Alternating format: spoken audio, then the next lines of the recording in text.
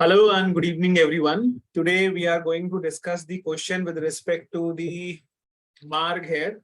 But before I start with the question and the answer discussion, I would like to inquire about the discussion first. That was there any discussion with respect to the question which came yesterday? क्या कल जो हमारा question आप लोगों को दिया गया था उसको लेकर कोई अभी तक डिस्कशन हुआ है?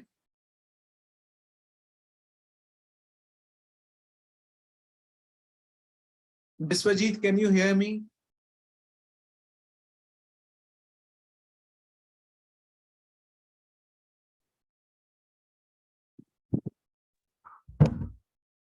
Yes, sir.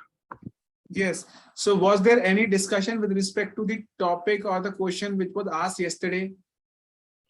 Sir, actually, I wasn't in the class yesterday because this is my first class. Actually, I'm doing now. Okay. So today the question is with respect to the food scarcity, right? That despite the various measures which have been taken by the government, India still faces the problem of hidden hunger, poverty, and malnutrition. And we have to analyze this statement in the context of Global Hunger Index report. So what you have to write in this answer, first of all, you have to introduce your answer by telling that what are the current facts. So yes, we do agree that India has enough food for all the people. But the problem is that people still suffer from malnourishment. People still suffer from hidden hunger. It means the food which is available to us, it is not nutritious enough, and it is also not accessible to all the people. खाना होने का मतलब ये नहीं है कि आपके पास पहुंच जाएगा. अब सपोज हमारे पास खाना पड़ा हुआ है, we have the food, but it is not accessible. It means आप खाने तक नहीं पहुंच सकते हो. आपके घर से रास्ता ही नहीं है राशन की दुकान का. राशन की दुकान आपके घर से 100 किलोमीटर दूर है. So food is not accessible to you, but food is available, right? So this is one among the problem. Then we have in this question we have to discuss that why malnourishment, hidden hunger is persisting in our society. So you have to tell that in our country food is available, but it is not available to general public because of the several problems such as leakages in public distribution system platform. You will see बहुत से ration की दुकानों पे what we have seen that जो ration की दुकान में the person who is operating the shop, he does not give food grains to the general public. He rather diverts the food grain to the market, and he sells the food grain to the market so that he can earn more revenue. So this is first problem when we say the food scarcity issue in our country. Then the second issue is with respect to climate change. Because of the increased pace of global warming, the climate change has accelerated, and we have seen the production of wheat and the rice has gone down because wheat is getting damaged during the heat waves. Wheat cannot bear the temperature when the temperature goes more than 45 or 46 degree centigrade. So the productivity of the crop field has gone down. When the productivity of the crop field has gone down, then there is going to be a chance of food scarcity. Then we can talk about less nutritious food available to the public. As far as we know, Indian government specifically focus upon two crops, namely wheat and rice, where there is no limit for the procurement. Whereas when it comes to other crops like cotton, when the government buys these crops such as cotton at the MSP, there is a procurement limit that after certain extent they will not buy from the farmer. But when it comes to the wheat and the rice, the government procures the wheat and the rice in an unlimited manner. There is no limitation upon the procurement of these two crops. So the problem is the public, the general public is only given these two crops in the fair price shops where the subsidized ration is given. Now you consider yourself as a person who is taking subsidized ration. You are the one who is eating subsidized ration on daily basis. Now the problem is you are eating 3 meals in a day, and those 3 meals are only rice. So the nutrition in the rice is a specific nutrition. You are not getting whole nutrient. It means you are not getting all the nutrient. You are only getting one nutrient, which creates a problem of hidden hunger. Hidden hunger means deficiency of micronutrient, like deficiency of B12 vitamin, B6 vitamin, B2 vitamin, biotin, that is B12, niacin. This when we talk about the hidden hunger, it is the deficiency of micronutrient, right? And when we say nutrient, it is protein, fat, carbohydrate, that are proteins, right? So we can easily give them the problems with respect to this. That this is why the food scarcity, malnourishment, and hidden hunger in our country is been persisting. It is been persistent. Then we should focus upon what are the measures we should take. First of all, we have to improve the cropping method. And how we are going to do that? The government should encourage these steps, because MSP is always announced before the sowing season. It is the rate of the MSP which determines the cropping pattern.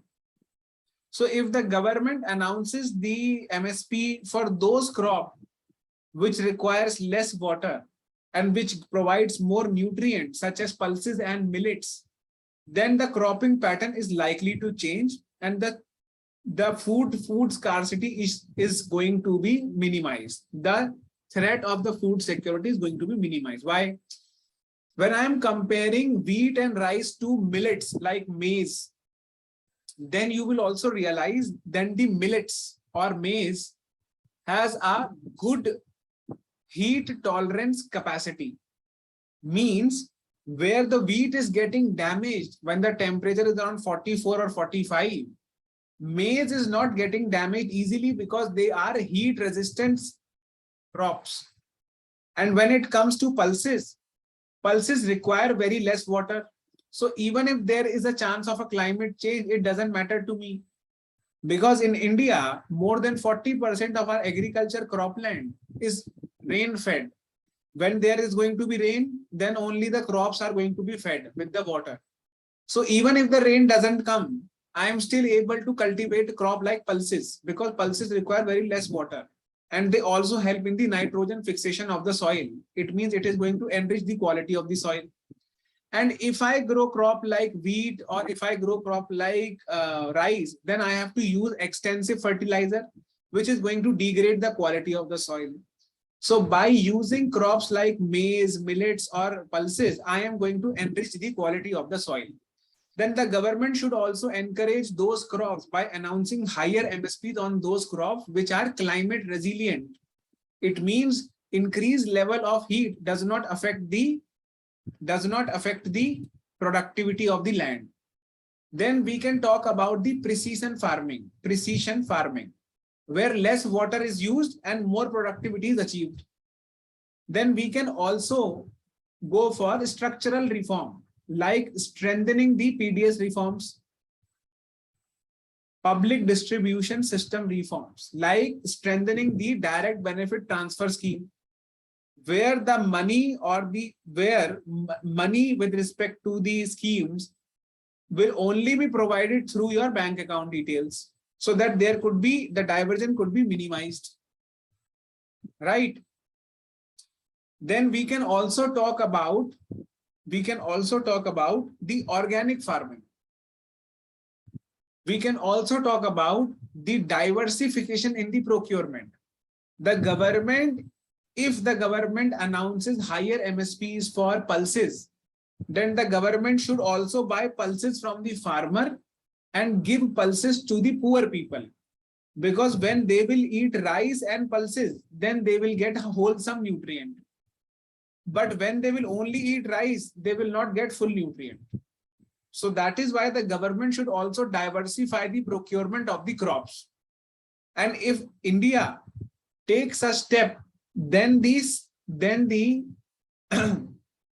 percentage of the people who are suffering hidden hunger or who are deficient of the food and who are facing scarcity, these issues are likely to get resolved with these structural reforms.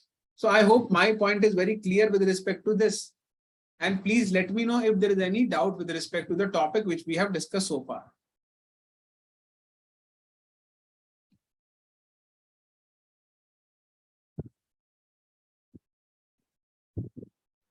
Sir, cold storage can be a, Yes, very good point. Cold storage can be done in order to minimize the food wastage. food wastage is a problem. Very good point. Because in India, more than 1 lakh crore rupees food is being wasted because of the less shell life. Shell life means tomato is generally ruined in 2 to 3 days. But if we use the cold storage, we can extend the life of the tomato by at least 10 to 15 days. So you are right, and this point can also be used. Very good. Are you writing answers on daily basis, Biswajit?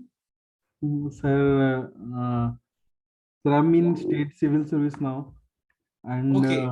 May I know when did you join this program? sir, I have joined this program 5-6 days back. Okay, so have you written any answer as of now? Sir, I have written a lot of answers from Inside Secure. From? And Inside Secure, sir. Inside IAS. No, Secure. I am talking about since the day of the joining of this program. Have you written any answer?